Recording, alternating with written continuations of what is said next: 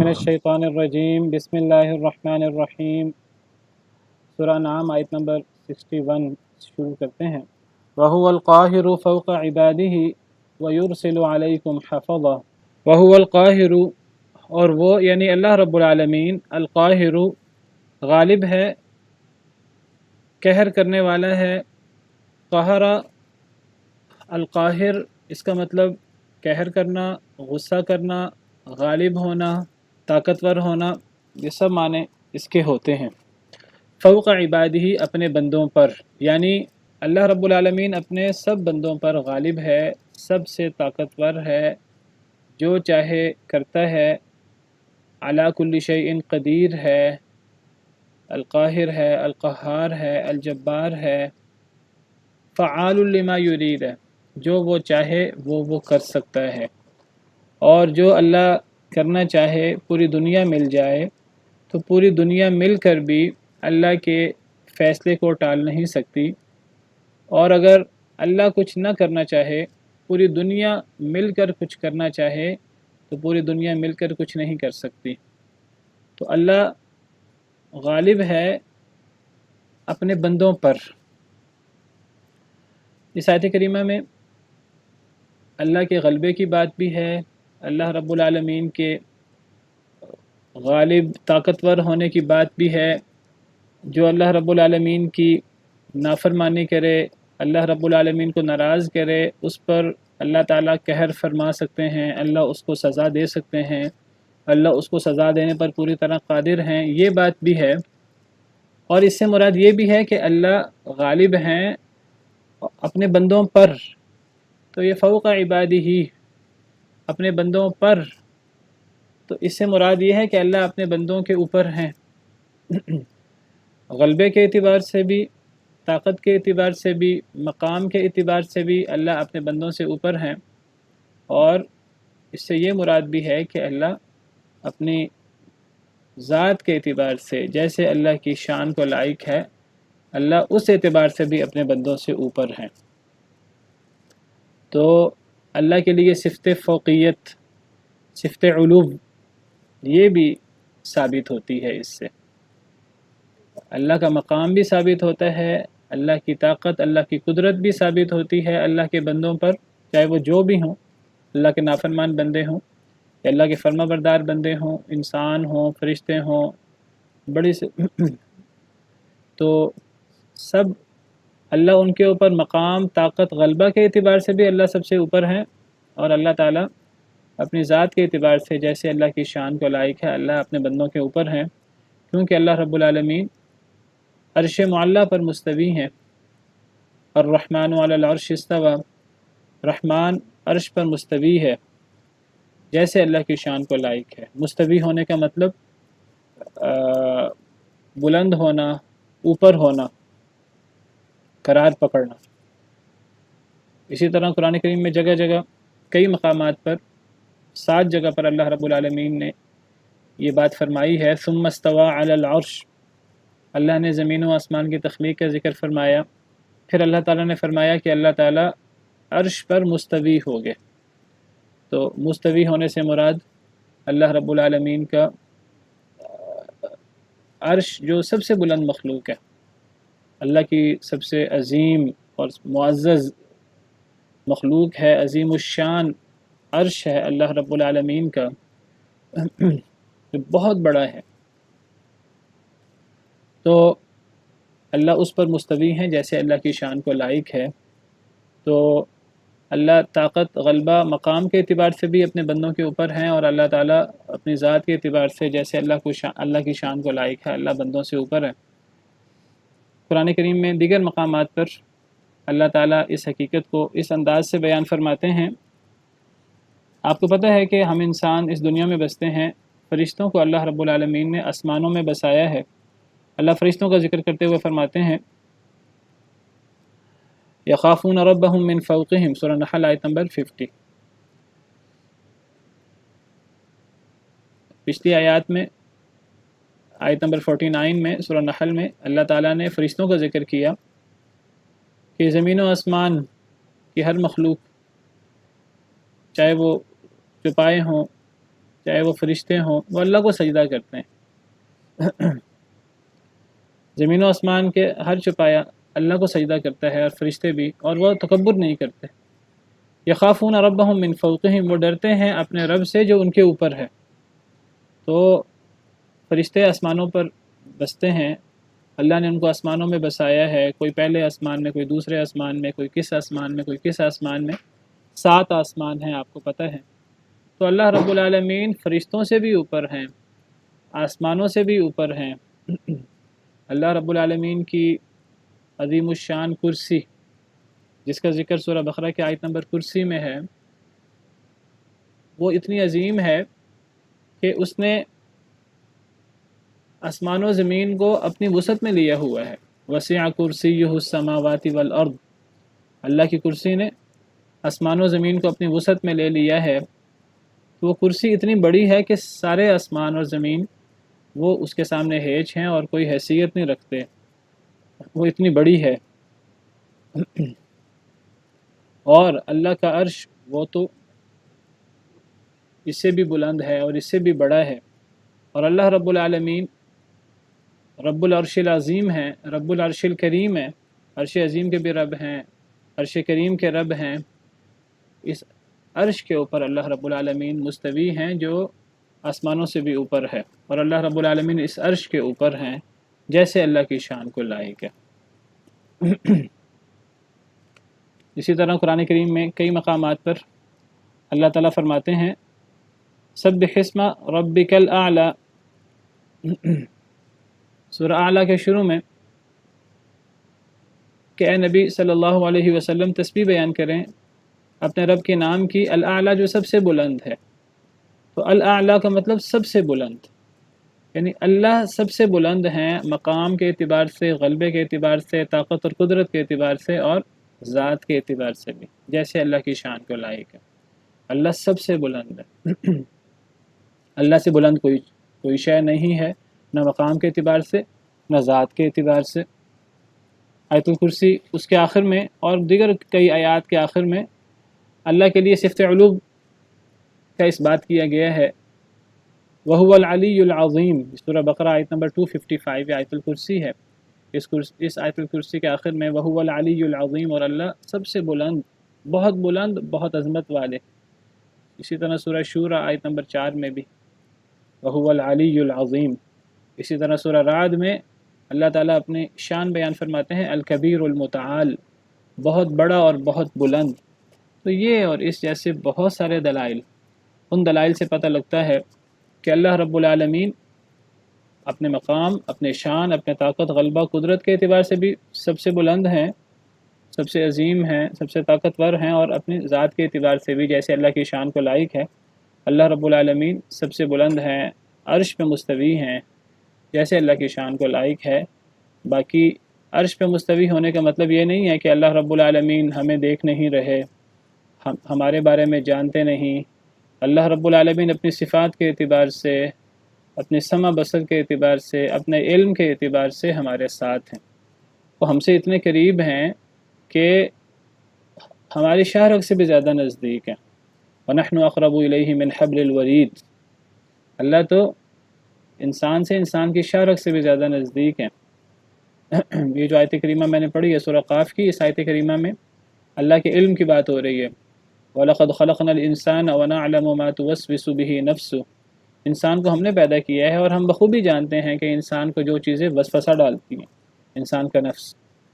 تو اللہ اپنے علم کی بات کر رہے ہیں، اور اللہ فرماتے ہیں وَنَحْنُ أَقْرَبُ إِلَيْهِ مِنْ حَبْلِ الْوَرِيدِ، کہ ہم تو انسان کی شاہ رگ سے بھی زیادہ نزدیک ہیں، اپنے علم کے اعتبار سے، اپنی سماعت، اپنی بصارت کے اعتبار سے۔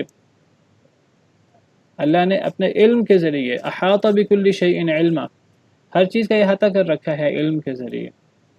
تو اللہ تعالیٰ بلند ہیں سب سے، اور عرش میں مستوی ہیں جیسے اللہ کی شان کو لائق ہے، اور اللہ اپنی صفات کے اعتبار سے ہمارے ساتھ ہیں۔ 2 لوگ ہوتے ہیں، تیسرے اللہ ہوتے ہیں اپنی صفات کے اعتبار سے۔ 4 لوگ ہوتے ہیں، 5ویں اللہ ہوتے ہیں۔ تھوڑے لوگ ہوں، زیادہ ہوں، اللہ ہر ایک کے ساتھ ہوتے ہیں۔ اللہ کو ہر شے کا علم ہوتا ہے۔ قرآن کریم کی آیت کریمہ کا مفہوم ہے۔ फरमाया वयुरसिलु अलैकुम हफ़ज़ा, और वो भेजते हैं, वो भेजता है यानी अल्लाह रब्बुल आलमीन, अलैकुम तुम्हारे ऊपर, ए इंसानों, हफ़ज़ा, हफ़ज़ा ये जमा है हाफिज़ की, हिफाजत करने वाले, हिफाजत करने वाले। जिस तरह फासिक की जमा फसक़ा, काफिर की जमा कफ़ारा, इसी तरह हाफिज़ की जमा हफ़ज़ा, हाफिज़ हिफाजत करने वाला, और उसकी जमा हफ़ज़ा हिफाजत करने वाले। तो अल्लाह रब्बुल आलमीन वो भेजते हैं तुम्हारे ऊपर ए इंसानों हिफाजत करने वाले, यानी फ़रिश्ते। यानी अल्लाह रब्बुल आलमीन इंसानों की हिफाजत करते हैं, इंसानों के दुश्मनों से, आसेबी चीज़ों से, मौत से, हर चीज़ से अल्लाह ताला हिफाजत करते हैं। कैसे हिफाजत करते हैं? फ़रिश्ते भेजकर। जो फ़रिश्ते हमारी हिफाजत करते हैं। व इन्ना अलैकुम लहाफ़िज़ीन, सूरह साफ़ात में फ़रमाया और बेशक तुम्हारे ऊपर लहाफ़िज़ीन, अलबत्ता हिफाजत करने वाले मौजूद हैं। लहू मुअक़्क़िबातुम मिन बैनि यदैहि व मिन ख़ल्फ़िही यहफ़ज़ूनहु मिन अम्रिल्लाह, सूरह राद में फ़रमाया कि अल्लाह ताला ने फ़रिश्तों की ड्यूटियाँ लगा रखी हैं। वो मुख्तलिफ़ शिफ्टों में, 2 शिफ्टें हैं, तो वो एक दूसरे के आगे पीछे फ़रिश्ते आते हैं। ये क्या करते हैं फ़रिश्ते? यहफ़ज़ूनहु मिन अम्रिल्लाह, अल्लाह के हुक्म से उस इंसान की हिफाजत करते हैं। सूरह राद के अंदर फरमाया। तो यहाँ फरमाया कि अल्लाह तुम्हारे ऊपर हिफाजत करने वाले भेजता है। हत्ता इज़ा जाअ अहदकुमुल मौत तवफ़्फ़तहु रुसुलुना वहुम ला युफ़र्रितून, हत्ता कि जब आ जाती है तुम में से किसी एक को मौत, फौत कर देते हैं उसको हमारे रसूल, हमारे भेजे गए यानी फ़रिश्ते। वहुम ला युफ़र्रितून, और वो कोई कमी नहीं करते। यानी अल्लाह ताला फरमाते हैं कि अल्लाह ताला ने इंसान को पैदा करके इंसान को ऐसे छोड़ नहीं दिया, बल्कि अल्लाह ताला इंसान को पैदा करके इंसान को रिज़्क़ भी देते हैं, इंसान की सारी नेमतें भी पूरी करते हैं, इंसान की हिफाजत भी करते हैं। अल्लाह ने फ़रिश्ते मुकर्रर किए हैं, उनको मुकर्रर किया है कि वो इंसान की हिफाजत करें। ये हर चीज़ से इंसान की हिफाजत करते हैं, मौत से भी करते हैं, लेकिन जब तक मौत का वक़्त ना आए।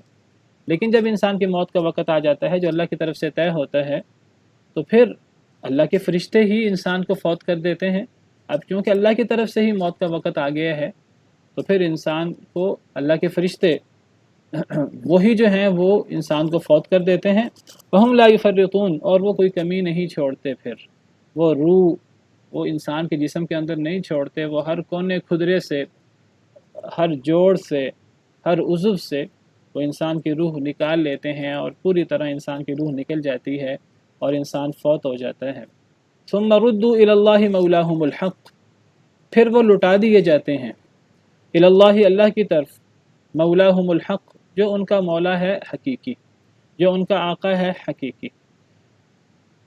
फिर वो लुटा दिए जाते हैं अल्लाह की तरफ। कौन लुटा दिए जाते हैं? 2 राय हैं मुफस्सिरीन किराम की। बाद मुफस्सिरीन किराम कहते हैं कि इससे मुराद इन्हीं फ़रिश्तों का ज़िक्र हो रहा है, जो फ़रिश्ते इंसान को फ़ौत करते हैं अल्लाह के हुक्म से। यही फ़रिश्ते अल्लाह की तरफ लुटा दिए जाते हैं, उस अल्लाह की तरफ जो उनका हकीकी मौला है, यानी उन फ़रिश्तों का। तो ये फ़रिश्ते अल्लाह भेजते हैं, और ये फ़रिश्ते इंसान को फ़ौत करते हैं, कोई कमी नहीं छोड़ते। जब अपना काम कर लेते हैं तो फिर अल्लाह की तरफ लौटा दिए जाते हैं ये फ़रिश्ते, उस अल्लाह की तरफ जो उनका हकीकी मौला है। बाद मुफस्सिरीन कहते हैं सुम्मा रुद्दू, फिर वो लौटा दिए जाते हैं। ये ज़मीर लौट रही है उन इंसानों की तरफ जिन्हें फ़ौत किया गया है। तो जिन इंसानों की रूह कब्ज़ कर लेते हैं ये फ़रिश्ते, तो फिर वो रूहें, वो लोग फिर वो अल्लाह की तरफ लौटा दिए जाते हैं जो उनका हकीकी मौला है। अपने रब की तरफ, अपने हकीकी मौला की तरफ उनको लौटा दिया जाता है फ़ौत होने के बाद। ये इंसान जिन्हें फ़ौत किया जाता है वो अल्लाह की तरफ लौटा दिए जाते हैं फ़ौत होने के बाद, जो उनका हकीकी मौला है। यहाँ एक सवाल पैदा होता है कि इंसान को फ़ौत कौन करता है? क्या इंसान को एक फ़रिश्ता जिसको हम मलकुल मौत कहते हैं, बाद मुफस्सिरीन ने लिखा कि उसका नाम इज़राइल है। तो क्या हमें इज़राइल या मलकुल मौत जो है ये हमें फ़ौत करता है, ये हमें ज़्यादा फ़रिश्ते फ़ौत करते हैं?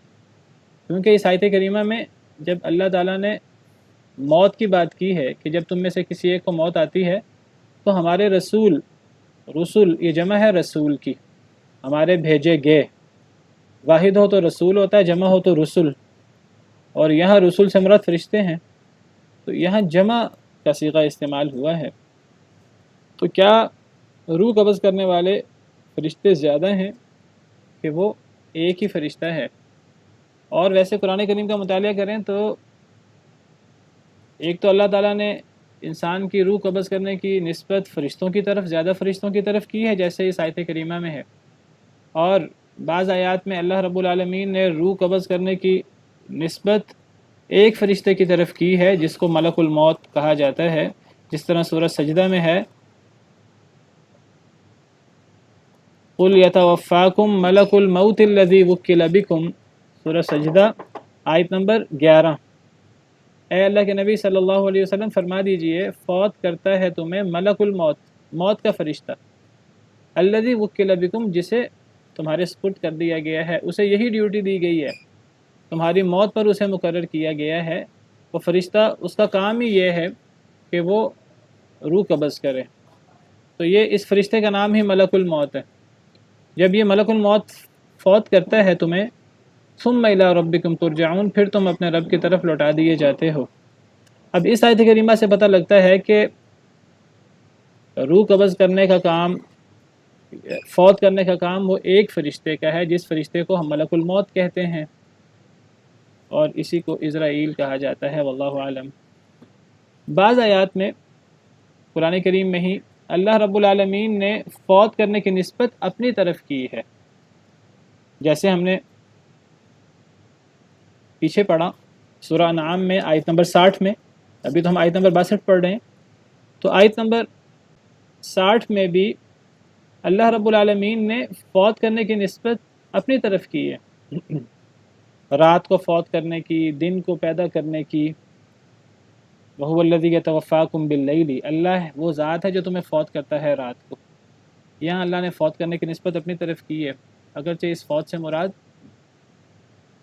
नींद है, लेकिन कुरान करीम में ही अल्लाहु यतवफ़्फ़ल अनफुसा हीना मौतिहा, सूरह ज़ुमर आयत नंबर 42, अल्लाह फ़ौत करते हैं जानों को उनकी मौत के वक्त, वल्लती लम तमुत फ़ी मनामिहा, और अभी जो नहीं फ़ौत होती उनको उनकी नींद में। तो यहाँ अल्लाह ताला ने बड़ी मौत, कल मैंने अर्ज़ किया था कि एक तो बड़ी मौत है, हकीकी मौत है जब इंसान मर जाता है, और एक छोटी मौत है या मौत की बहन है जिसको हम नींद कहते हैं। तो इस आयत करीमा में अल्लाह रब्बुल आलमीन ने सूरह ज़ुमर आयत नंबर 42, अल्लाह रब्बुल आलमीन ने बड़ी मौत का भी ज़िक्र किया और छोटी मौत का भी ज़िक्र किया, मौत का भी ज़िक्र किया, नींद का भी ज़िक्र किया, और दोनों की निस्बत अल्लाह रब्बुल आलमीन ने अपनी तरफ फरमाई है। अल्लाहु यतवफ़्फ़ल अनफुसा हीना मौतिहा, अल्लाह फ़ौत करते हैं जानों को उनकी मौत के वक्त, वल्लती लम तमुत, और वो लोग, वो जाने जो अभी फ़ौत नहीं हुई, जिनकी अभी मौत का वक़्त नहीं आया, फ़ी मनामिहा, उनकी नींद में अल्लाह उन्हें फ़ौत कर देते हैं। फ़युमसिकुल्लती क़ज़ा अलैहा अल-मौत, फिर जब नींद में अल्लाह ताला फ़ौत करते हैं यानी रूह कब्ज़ करते हैं, जब मौत आती है तब तो अल्लाह रूह कब्ज़ कर लेते हैं, फिर वापस नहीं करते, फिर क़यामत के दिन वापस होगी, लेकिन नींद में भी अल्लाह रूह कब्ज़ कर लेते हैं। फ़युमसिकुल्लती क़ज़ा अलैहा अल-मौत, आपस रोक लेते हैं जिस पर अल्लाह ने मौत का फ़ैसला किया होता है। नींद में अल्लाह रूह कब्ज़ करते हैं, फिर अल्लाह नींद के बाद उस रूह को वापस नहीं भेजते, क्योंकि अल्लाह ने उस पर बड़ी मौत का फ़ैसला कर दिया होता है। अल्लाह उस रूह को वहीं रोक लेते हैं। वयुरसिलुल उख़रा, और जिस पर अभी मौत का फ़ैसला नहीं होता, नींद में उसकी रूह को कब्ज़ करके अल्लाह दोबारा छोड़ देते हैं, ताकि वो सुबह उठ जाए, दोबारा वो ज़िंदा हो जाए। इला अजल मुसम्मा, एक वक़्त मुकर्ररा तक, एक वक़्त मुकर्ररा तक ऐसे ही होता रहता है। फिर जब वो वक़्त मुकर्ररा आता है, फिर हकीकी मौत आ जाती है। इसीलिए जब हम रात को सोते हैं तो हम दुआ पढ़ते हैं, हमें जो दुआ सिखाई गई है, अल्लाहुम्मा बिस्मिका अमूतु व अहया, ऐ अल्लाह आपके नाम के साथ ही मैं मर रहा हूँ और आपके नाम के साथ ही मैं ज़िंदा हूँगा। तो ये नींद मौत है, मौत की बहन है, और इंसान जब सुबह उठता है तो वो गोया कि ज़िंदा होता है, रूह लुटाई जाती है। اور جب ہم صبح اٹھتے ہیں تو اس کے لیے جو ہمیں دعا سکھائی گئی ہے، الحمدللہ الذی احیانا بعد ما اماتنا والیہ النشور، تمام تعریفیں اس اللہ کی ہیں جس نے ہمیں زندہ کیا ہماری موت کے بعد۔ تو یہ جو ہم صبح اٹھتے ہیں تو ہم اس وقت یہ دعا پڑھتے ہیں کہ اللہ نے ہمیں ہماری موت کے بعد زندہ کیا، تو یہاں نیند کو موت قرار دیا گیا ہے۔ وَإِلَيْهِ النُّشُورُ، اور اللہ کی طرف ہی لوٹ کر جانا ہے، یعنی جب ہمیں بڑی موت آئے گی، حقیقی موت آئے گی، اور پھر جب ہم قیامت کے دن دوبارہ زندہ ہوں گے، دوبارہ اٹھیں گے تو اللہ کی طرف ہمیں لٹایا جائے گا۔ تو بہرحال بات یہ ہو رہی تھی کہ اللہ تعالیٰ نے قرآن کریم میں فوت کرنے کی نسبت اپنی طرف بھی کی ہے، اللہ یتوفی الانفس حین موتہا، اور اللہ تعالیٰ نے فوت کرنے کی نسبت ملک الموت ایک فرشتے کی طرف کی ہے جس کو اسرائیل کہا جاتا ہے، اور اللہ تعالیٰ نے فوت کرنے کی نسبت قرآن کریم کی کئی آیات میں زیادہ فرشتوں کی طرف کی ہے، جیسے یہ آیت کریمہ جو ہم پڑھ رہے ہیں توفتہ رسلنا، اور قرآن کریم کی دیگر آیات میں بھی کئی آیات میں اللہ تعالیٰ نے فوت کرنے کی نسبت زیادہ فرشتوں کی طرف کی ہے، جیسے وَلَوْ تَرَى إِذْ يَتَوَفَّى الَّذِينَ كَفَرُوا الْمَلَائِكَةُ، سورہ انفال آیت نمبر 50۔ وَلَوْ تَرَى، اور کاش کہ آپ دیکھیں اے اللہ کے نبی صلی اللہ علیہ وسلم، اِذْ يَتَوَفَّى الَّذِينَ كَفَرُوا، جب فوت کرتے ہیں ان لوگوں کو جنہوں نے کفر کیا، الملائکۃ، فرشتے، یضربون وجوہہم وادبارہم، وہ مارتے ہیں ان کے چہروں پر بھی اور ان کی پیٹھوں پر بھی، وذوقوا عذاب الحریق، اور وہ کہتے ہیں کہ چکھو جلنے کا عذاب۔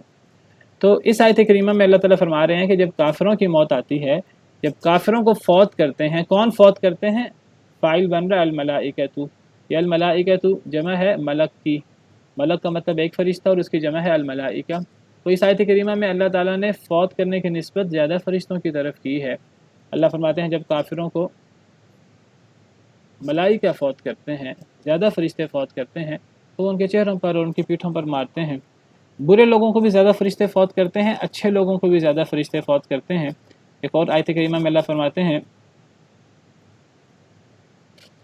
سورہ نحل آیت نمبر 32، الذین تتوفاہم الملائکۃ طیبین یقولون سلام علیکم، وہ لوگ جنہیں فرشتے فوت کرتے ہیں اس حال میں کہ وہ پاک ہوں، یعنی پاک لوگوں کو، نیک لوگوں کو جب فرشتے فوت کرتے ہیں، تو یہاں فوت کرنے کی نسبت بھی زیادہ فرشتوں کی طرف کی کہ نیک لوگوں کی جب موت آتی ہے، جب نیک لوگوں کو فرشتے فوت کرتے ہیں، برے لوگوں کو جب فرشتے فوت کرتے ہیں تو ذلیل کر کے اور مار پیٹ کر چہروں پر بھی مارتے ہیں، پشتوں پر بھی مارتے ہیں، برا بلا کہتے ہیں اور ان کو جہنم کے عذاب کی وعید سناتے ہیں۔ اور نیک لوگوں کو جب فرشتے فوت کرتے ہیں، وہ نیک لوگ جو پاکیزہ ہوں اور وہ مسلمان ہوں، تو فرشتے بڑی عزت و احترام کے ساتھ ان کے ساتھ معاملہ کرتے ہیں۔ یقولون سلام علیکم، وہ کہتے ہیں تم پر سلامتی ہو، آ کر سلام پیش کرتے ہیں، اور پھر جنت کی بشارت دیتے ہیں، اور پھر ان کی روح قبض کر لیتے ہیں۔ تو نیک لوگوں کی روح قبض کرنے والے، انہیں فوت کرنے والے، وہ بھی زیادہ فرشتے ہیں۔ تو قرآن کریم میں انسان کو فوت کرنے کی، روح قبض کرنے کی نسبت اللہ کی طرف بھی ہے، ملک الموت ایک فرشتے کی طرف بھی ہے، اور زیادہ فرشتوں کی طرف بھی ہے۔ تو اس کی تطبیق علماء کرام، مفسرین کرام اس طرح دیتے ہیں کہ اللہ کا فیصلہ ہوتا ہے تو موت آتی ہے، ورنہ موت ہی نہیں آ سکتی۔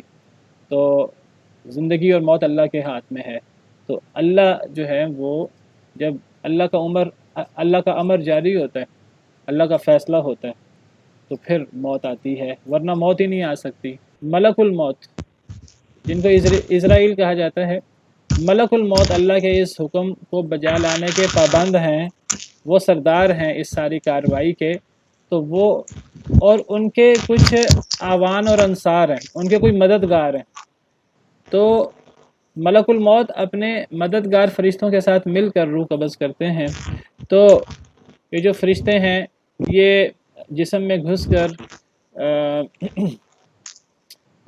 وہ جوڑوں سے اور رگوں سے اور اعضاء سے اور جگہ جگہ سے وہ روح کو قبض کرتے ہیں۔ تو یہ بہت سارے فرشتے یہ کام کرتے ہیں، چاہے نیک لوگوں کی روح قبض کرنی ہو، چاہے برے لوگوں کی۔ پھر جو یہ روح لے کر جاتے ہیں تو وہ ملک الموت ہیں۔ گویا کہ اللہ کے حکم سے یہ کام ہوتا ہے، اس کام کی ذمہ داری اللہ نے ملک الموت کو دے رکھی ہے، جو سردار ہیں، جو ذمہ دار ہیں، اور ملک الموت یہ کام فرشتوں کی سرکردگی میں یہ کام کرتے ہیں۔ تو اس طرح یہ روح قبض کرنے کا معاملہ سر انجام دیا جاتا ہے۔ واللہ تعالی عالم۔ الا لہ الحکم، خبردار اسی کے لیے فیصلہ ہے، اسی کے لیے حکم ہے، یعنی اللہ کے لیے۔ وہو اسرع الحاسبین، اور وہ بہت جلد حساب لینے والوں میں سے ہے۔ سارا فیصلے کا اختیار اللہ رب العالمین کے پاس ہے۔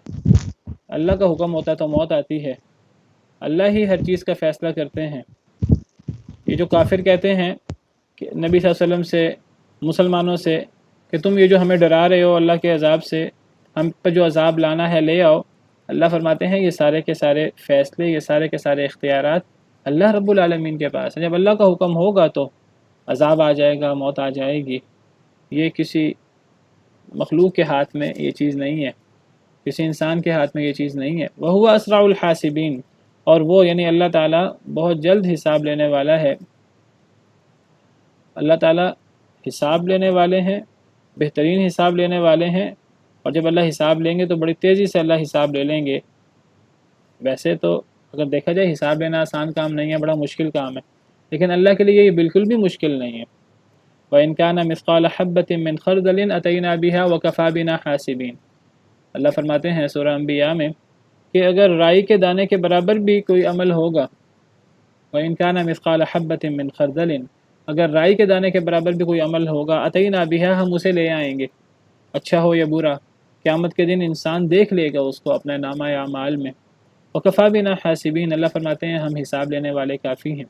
وَكَفَى بِاللَّهِ حَسِيبًا، اللہ حساب لینے والا کافی ہے۔ قرآن کریم کی کئی آیات میں اللہ فرماتے ہیں، اور یہ جو اللہ حساب لینے والے کافی ہیں، تو یہ نہیں کہ ایک ایک انسان کا جب حساب لیں اللہ تعالیٰ تو ایک ایک انسان پر بہت ٹائم لگے گا، اور اربوں خربوں اور پتہ نہیں کتنے لوگ ہوں گے سیدنا آدم سے لے کر قیامت تک آنے والے، تو یہ نہیں حساب میں بہت وقت لگ جائے گا، سالوں لگ جائیں گے، صدیاں لگ جائیں گی، پتہ نہیں کب وقت آئے گا۔ اللہ فرماتے ہیں کہ اللہ بہت جلد حساب لینے والے ہیں۔ یہ تو انسان ہے کہ انسان ایک وقت میں ایک ہی کام کر سکتا ہے، ایک وقت میں ایک کی بات سن سکتا ہے، ایک وقت میں ایک سے بات کر سکتا ہے، ایک وقت میں ایک کام کر سکتا ہے۔ اللہ رب العالمین کو انسانوں پر قیاس نہیں کرنا چاہیے۔ اللہ تعالیٰ ہر قسم کی طاقت، ہر قسم کا اختیار رکھتے ہیں۔ اللہ بہت جلد حساب لینے والے ہیں، اللہ کے لیے کوئی مشکل نہیں ہے۔ قُلْ مَنْ يُنَجِّيكُمْ مِنْ ظُلُمَاتِ الْبَرِّ وَالْبَحْرِ تَدْعُونَهُ تَضَرُّعًا وَخُفْيَةً۔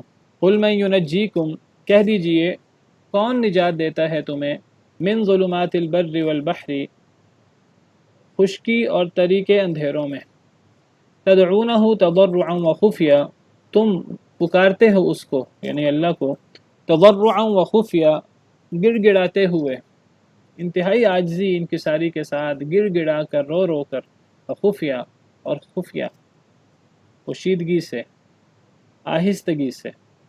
لئن انجانا من هذه، البتہ اگر اس نے نجات دے دی ہمیں من هذه، اس سے، اس مصیبت سے، لنکونن من الشاکرین، البتہ ہم ضرور ہو جائیں گے من الشاکرین، شکر گزار لوگوں میں سے۔ اللہ فرماتے ہیں کہ جب تم کسی مصیبت میں آ جاتے ہو، اے لوگو، اے مشرکو، تم عام حالات میں اللہ رب العالمین کے ساتھ اوروں کو شریک کرتے ہو، عبادت میں اوروں کو شریک کر لیتے ہو، اوروں کو پکارتے ہو، اوروں کے لیے نذر و نیاز دیتے ہو، اوروں کے لیے ذبح کرتے ہو، اوروں کے لیے عبادت کی مختلف اقسام تم مقرر کرتے ہو، اوروں سے تم ڈرتے ہو، اوروں پر تم بھروسہ کرتے ہو اللہ کو چھوڑ کر، تو ذرا یہ بتاؤ کہ جب سارے معاملات میں اللہ کے ساتھ تم اوروں کو شریک کرتے ہو، لیکن اگر تمہیں کوئی مصیبت آ جائے، اگر تمہیں خشکی کے اندر، خشکی کے اندھیروں کے اندر تم کسی مصیبت میں پھنس جاؤ، کسی طوفان میں پھنس جاؤ، خشکی میں دشمنوں کے درمیان گھر جاؤ،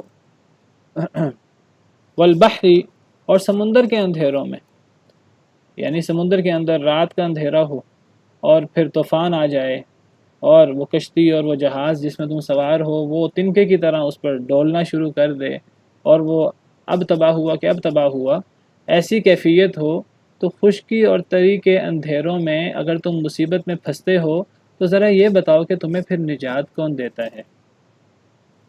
امن یجیب المضطر اذا دعاہ، کہہ دیجئے ایک مضطر شخص کی پکار کون سنتا ہے جب وہ اللہ کو پکارتا ہے۔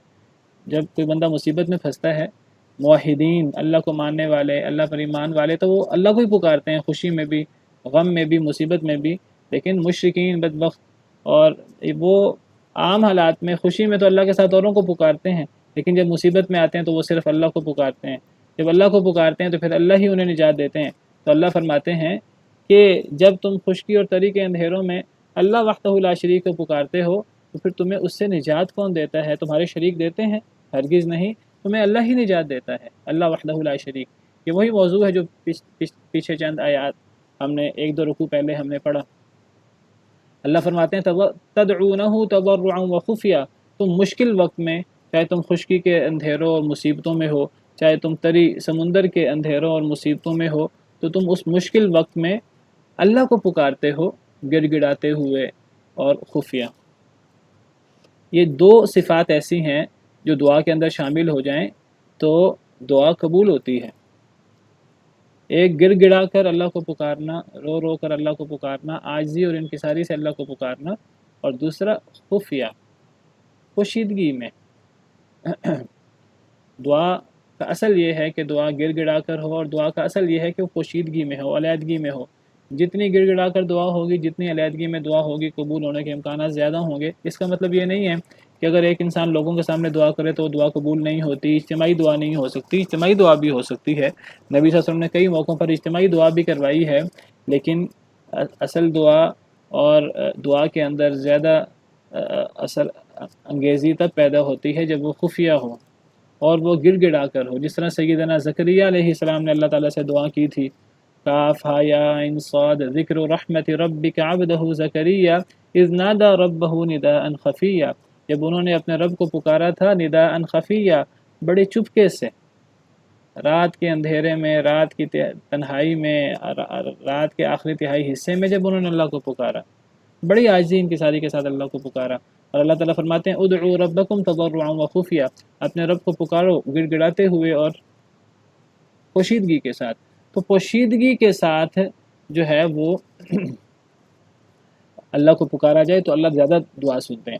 تو اللہ فرماتے ہیں کہ جب تم خشکی اور تری کے اندھیروں میں ہوتے ہو، مصیبت میں ہوتے ہو، پھر تم اللہ کو گڑ گڑا کر پکارتے ہو، کسی اور کو نہیں پکارتے، اپنے کسی معبود کو نہیں پکارتے، اپنے کسی شریک کو نہیں پکارتے، صرف اللہ کو پکارتے ہو گڑ گڑا کر، اور خفیہ اکیلے میں دل میں اللہ کو پکارتے ہو، اور تم کہتے ہو لئن انجانا من هذه لنکونن من الشاکرین، کہ البتہ اگر اللہ نے ہمیں اس مصیبت سے نجات دے دی، خشکی کی اس مصیبت سے یا سمندر کی اس مصیبت سے اگر اللہ نے ہمیں نجات دے دی، لنکونن من الشاکرین، البتہ ہم شکر گزار لوگوں میں سے ہو جائیں گے، ہم شرک چھوڑ دیں گے، ہم صرف اللہ کو ہی پکاریں گے، یا کسی اور کو آئندہ نہیں پکاریں گے۔ مشکل میں تو تم یہ کہتے ہو، اس وقت کون مدد کرتا ہے؟ اس وقت اللہ ہی تمہاری مدد کرتا ہے۔ قل اللہ ینجیکم منہا، کہہ دیجئے اللہ تمہیں نجات دیتا ہے اس خشکی کی اندھیرے اور خشکی کی مصیبت سے، اور اس سمندر کے اندھیرے اور سمندر کی مصیبت سے۔ پیچھے سوال ہوا تھا کون نجات دیتا ہے؟ اللہ نے فرمایا اللہ ہی نجات دیتا ہے، اور اس بات کو مشرک بھی مانتے تھے، جیسے ہم نے پیچھے بھی پڑھا۔ اللہ فرماتے ہیں اللہ ہی تمہیں نجات دیتا ہے منہا، اس مصیبت سے بھی جس مصیبت میں تم نے اللہ کو پکارا، ومن کل کرب، اور ہر تکلیف سے بھی۔ اللہ صرف ایک تکلیف سے تمہیں نجات نہیں دیتے، اللہ تم بار بار مصیبت میں مبتلا ہوتے ہو، تم مصیبت میں صرف اللہ وحدہ لا شریک کو پکارتے ہو، عام حالت میں تم اللہ کے ساتھ شریک کرتے ہو، تمہارے اس شرک کے باوجود، تمہارے اس کفر کے باوجود، تمہاری اس غفلت کے باوجود، گناہوں کے باوجود، کون تمہیں نجات دیتا ہے؟ اللہ وحدہ لا شریک ہی۔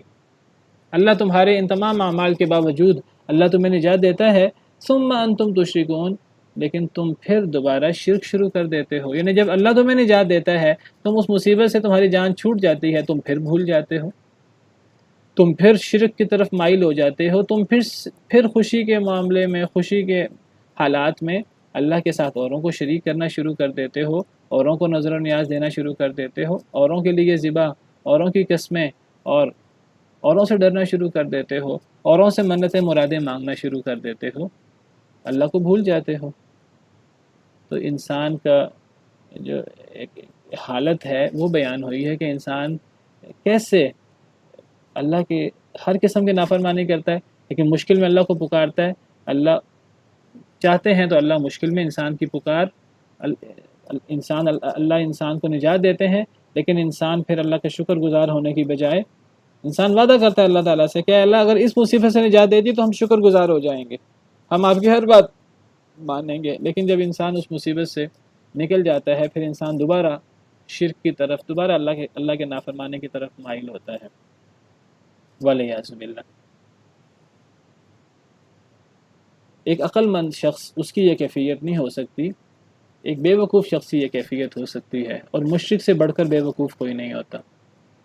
قل هو القادر على ان يبعث عليكم عذابا من فوقكم، کہہ دیجئے اے اللہ کے نبی صلی اللہ علیہ وسلم، هو القادر، وہ تو قادر ہے، اللہ رب العالمین قدرت رکھتا ہے، على ان يبعث عليكم عذابا من فوقكم، اس پر کہ وہ بھیجے تمہارے اوپر عذاب تمہارے اوپر سے، او من تحت ارجلکم، یا تمہارے پاؤں کے نیچے سے، او یلبسکم شیعا، یا وہ خلط ملط کر دے تمہیں گروہوں کی شکل میں، وَيُذِيقَ بَعْضَكُمْ بَأْسَ بَعْضٍ، اور وہ ذائقہ چکھائے تم میں سے بعض کو بعض کی سختی کا، بعض کی لڑائی کا۔ اللہ رب العالمین تو اس پر بھی قادر ہے۔ اے نبی صلی اللہ علیہ وسلم انہیں فرما دیجئے کہ تم مشکل میں تو سمندر کی مشکل میں پھنسو، تم خشکی کی مصیبت میں پھنسو تو تم اللہ کو پکارتے ہو اور کہتے ہو کہ اگر اللہ نے اس سے نجات دے دی تو ہم شکر گزار ہو جائیں گے، ایمان لے آئیں گے۔ جب اللہ تمہیں نجات دیتا ہے اس مصیبت سے اور ہر مصیبت سے، تم شرک شروع کر دیتے ہو۔ کیا اللہ اس پر قادر نہیں کہ اللہ تم پر عذاب اتارے؟ تم جب گھر میں چلے جاؤ، سفر کے اندر انسان عام طور پہ مشکلات کا شکار ہوتا ہے، تو کیا اللہ صرف سفر میں ہی تم پر عذاب بھیجنے پر قادر ہے؟ نہیں، اللہ تو سفر کے علاوہ حضر میں بھی تم پر عذاب بھیجنے پر قادر ہے، اور اللہ عذاب کے مختلف قسمیں تم پر بھیجنے پر قادر ہے۔ اللہ اس پر بھی قادر ہے کہ اللہ تم پر تمہارے اوپر سے عذاب اتار دے، بارشوں کی صورت میں، طوفانی بارشیں ہوں، آسمان سے پتھر برسیں والعیاذ باللہ، جیسے کئی قوموں پر برسے، ایسی ہوائیں جو انسان کو اڑا کے لے جائیں، جس طرح اللہ تعالیٰ نے سیدنا ہود علیہ السلام کی جو قوم تھی، قوم عاد، اللہ نے ان پر ہوا، تیز و تند ہوا بھیجی اور ان کو اللہ نے تباہ و برباد کر دیا۔ تو اوپر کے عذاب سے مراد بارش، طوفانی ہوائیں اور پتھروں وغیرہ کا عذاب مراد ہو سکتا ہے۔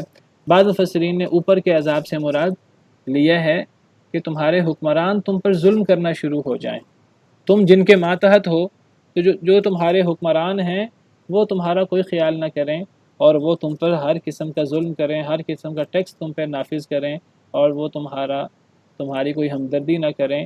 ان کا صرف ایک ہی کام ہو، کس طرح وہ تم سے کیا کھینچ سکتے ہیں، کیا چھین سکتے ہیں، تم پہ کیا ظلم کر سکتے ہیں اور اپنے تجوریاں بھر سکتے ہیں۔ تو حکمرانوں کا عذاب بھی مراد ہو سکتا ہے۔ او من تحت ارجلکم، اللہ اس پر بھی قادر ہے کہ اللہ تمہیں تمہارے پاؤں کے نیچے سے عذاب دے، یعنی اللہ صرف تمہیں سمندر میں عذاب دینے پر قادر نہیں ہے، جب تم سمندر سے اللہ تمہیں نجات دے دے، تم دوبارہ غفلت کا شکار ہو جاتے ہو، دوبارہ تم غیر اللہ کو پکارنا شروع کر دیتے ہو، تو پھر کیا اللہ حضر میں تمہیں تمہارے پاؤں کے نیچے سے عذاب نہیں دے سکتا؟ پاؤں کے نیچے سے عذاب سے مراد زلزلہ ہو سکتا ہے، اور قسم قسم کے عذاب ہو سکتے ہیں، سیلاب آ سکتا ہے، اور اس قسم کے عذاب ہو سکتے ہیں۔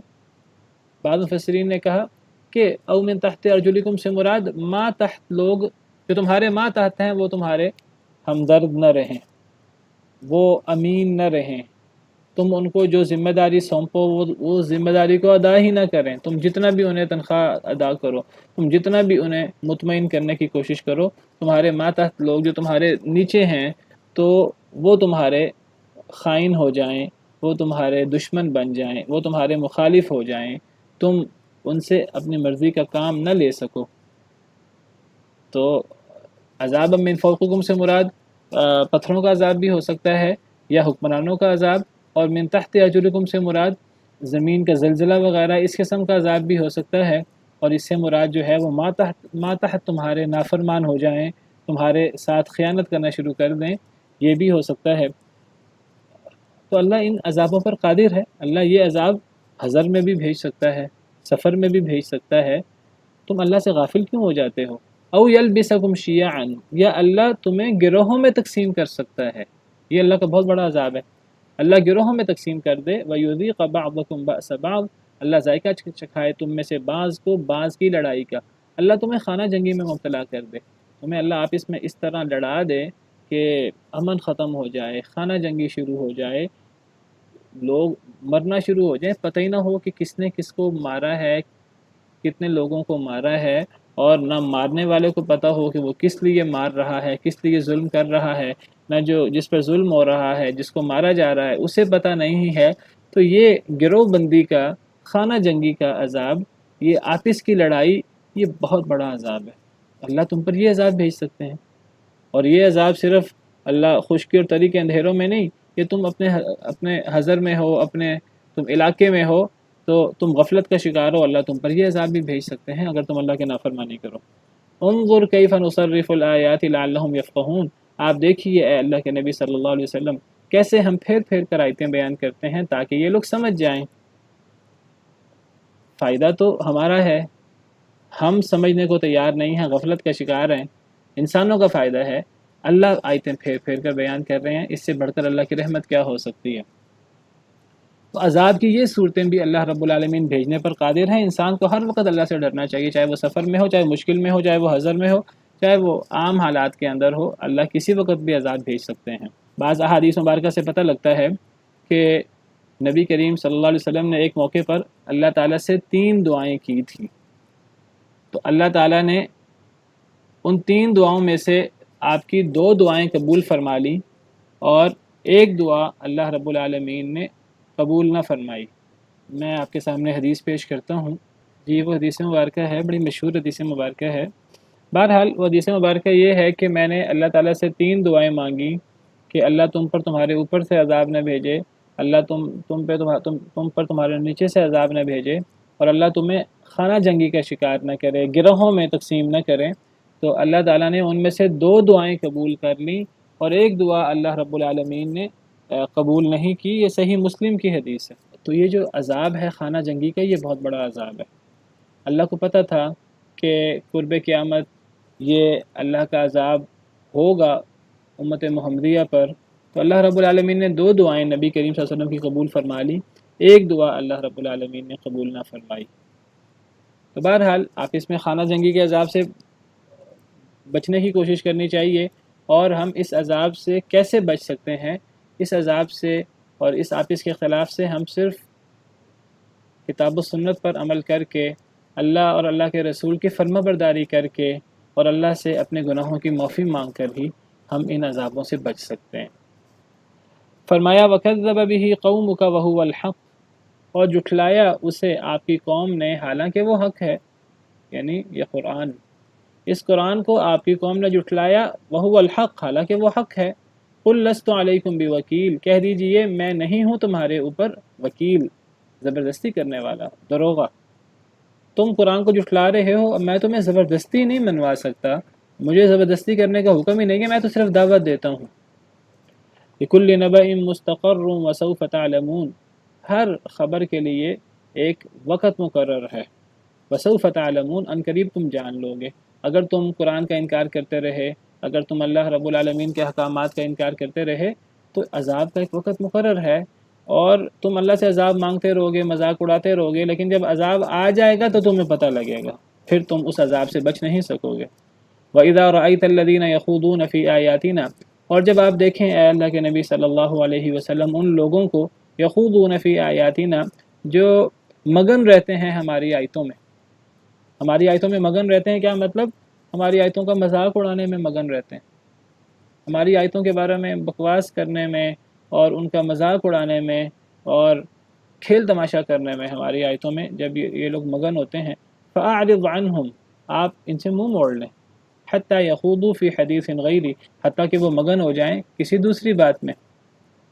یعنی اے نبی صلی اللہ علیہ وسلم، جب یہ بدبخت یہ جب ہماری آیتوں کا مذاق اڑائیں، جب ہماری آیتوں کو کھیل تماشا بنا لیں، آپ وہاں موجود ہوں تو آپ نے اس میں شریک نہیں ہونا، کیونکہ جب انسان کسی عمل میں شریک ہو جاتا ہے، چاہے وہ انسان خود وہ عمل کر رہا ہو یا نہ کر رہا ہو، انسان بات چیت میں گپ شپ میں ساتھ شریک ہو جائے تو پھر انسان انہی میں سے ہو جاتا ہے۔ انسان یا تو وہاں رک کر انسان حق کی دعوت دے، لوگوں سے کہ تم غلط کر رہے ہو، پھر تو وہاں بیٹھے، یا پھر انسان وہاں سے اٹھائے۔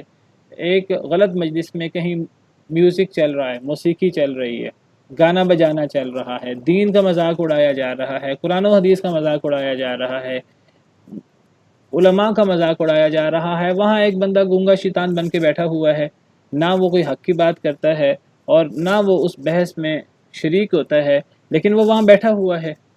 بعض شادیوں میں آپ دیکھیں اختلاط مرد و زن ہوتا ہے، میوزک چل رہا ہوتا ہے، کچھ لوگ باقاعدہ اس گانے بجانے میں ان چیزوں میں شریک ہوتے ہیں، کچھ لوگ شریک نہیں ہوتے لیکن بیٹھے رہتے ہیں اس میں۔ اگر تو انسان وہاں کوئی اصلاح کی بات کر سکے پھر تو انسان وہاں بیٹھا رہے، اگر انسان اصلاح کی بات نہ کر سکے اور انسان وہاں سے نہ اٹھے تو پھر یہ چیز جائز نہیں ہے، پھر انسان انہی میں شامل ہوتا ہے۔ وَإِمَّا يُنْسِيَنَّكَ الشَّيْطَانُ، اور اگر بھلا دے آپ کو شیطان، فَلَا تَقْعُدْ بَعْدَ الذِّكْرَىٰ، تو آپ نہ بیٹھیں یاد آنے کے بعد، مع القوم الظالمین، ظالم قوم کے ساتھ۔ اگر آپ کو کچھ دیر کے لیے آپ کی توجہ نہ ہو اور آپ دیکھیں کہ لوگ مذاق اڑا رہے ہیں اللہ تعالیٰ کا، کھیل تماشا بنا رہے ہیں اللہ کی آیات کا، اور آپ کی توجہ نہ ہو، تو اگر آپ بیٹھے رہیں تو کوئی بات نہیں، جیسے ہی آپ کی توجہ ہو، جیسے ہی آپ کو یاد آئے، آپ نے منہ موڑ لینا ہے ان سے اور آپ نے وہاں سے اٹھ جانا ہے۔ آپ ظالم قوم کے ساتھ نہیں بیٹھ سکتے۔ وَقَدْ نَزَّلَ عَلَيْكُمْ فِي الْكِتَابِ أَنْ إِذَا سَمِعْتُمْ آيَاتِ اللَّهِ يُكْفَرُ بِهَا وَيُسْتَهْزَأُ بِهَا فَلَا تَقْعُدُوا مَعَهُمْ حَتَّى يَخُوضُوا فِي حَدِيثٍ غَيْرِهِ۔ سورہ نساء میں اللہ فرماتے ہیں اللہ نے تم پر کتاب میں یہ بات نازل کی ہے کہ جب تم اللہ کی آیات کے بارے میں سنو کہ ان کا کفر کیا جا رہا ہے، ان کا مذاق اڑایا جا رہا ہے، تو فَلَا تَقْعُدُوا مَعَهُمْ حَتَّى يَخُوضُوا فِي حَدِيثٍ غَيْرِهِ، تو پھر ان کے ساتھ بیٹھو نہیں۔ إِنَّكُمْ إِذًا مِثْلُهُمْ، اگر تم بیٹھے رہے تو تم انہیں جیسے ہو جاؤ گے۔ تو میں نے ذکر کیا انسان صرف تب بیٹھ سکتا ہے ان کے ساتھ جب انسان نے کوئی اصلاح کی بات کرنی ہو، دعوت کی بات کرنی ہو، ورنہ ایسی مجلسوں میں جانا جائز نہیں ہے۔ اور ایسی مجلسوں میں انسان کو پتہ نہ ہو، انسان وہاں موجود ہو اور اس قسم کی استہزاء اور کفر شروع ہو جائے، ایسی مجلسوں میں پھر بیٹھے رہنا جائز نہیں ہے۔ اگر انسان کو پتہ نہ لگے تو جیسے ہی انسان کو پتہ لگے، یاد آئے، انسان کو وہاں سے اٹھ جانا چاہیے، ورنہ انسان کا شمار انہی میں سے ہوگا، والعیاذ باللہ۔ سبحان ربک رب العزت عما یصفون وسلام علی المرسلین والحمد للہ رب العالمین۔